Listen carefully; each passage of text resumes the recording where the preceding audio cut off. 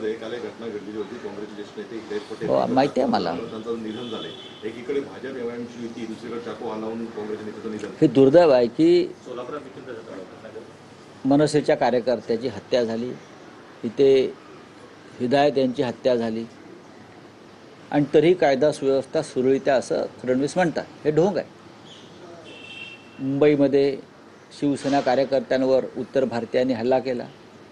ठिकठिकाणी हे प्रकार सुरू आहेत आणि मी म्हटलं नाही मगाशी की महाराष्ट्राची कायदा सुव्यवस्था वाऱ्यावर सोडून राज्याचे गृहमंत्री आणि मुख्यमंत्री प्रचाराला फिरत आहेत. संतोष जुरी काल पत्रकार परिषद म्हणाले की मनसेच्या 7 ते 8 सीटा पण निवडून येणार आहेत. कोणाला उत्तर द्यायचं मी? एक तर अजित पवारांनी पिंपरी चिंचवडमध्ये टीका केली की भाजपनं पिंपरी चिंचवड हे मनपाला कर्जात रोखलेलं आहे आणि भाजपनं कुत्र्याच्या नसबंदीत देखील पैसे खाल्लेले आहेत. भाजपनं फार चांगलं वाक्य त्यांना सुचलेलं आहे. म्हणजे भाजपा कुठे कुठे पैसे खातं हे आम्हाला माहीत होतं, पण या प्रकरणात सुद्धा कुत्र्याच्या नसबंदीत सुद्धा पैसे खात आहे हे अजित पवारांनी महाराष्ट्राच्या समोर आणल्याबद्दल आम्ही त्यांचे आभारी आहोत. बरं का?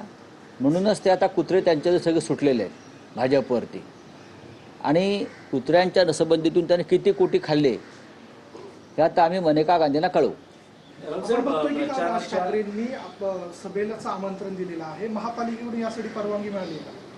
काय म्हटलात तुम्ही? 11 तारखेला मिळेल ना आम्हाला परवानगी. ही मुंबई आहे, ही मुंबई आहे. इथे शिवसेना आहे आणि बाळासाहेब ठाकरेंची शिवसेना आहे, मनसे आहे.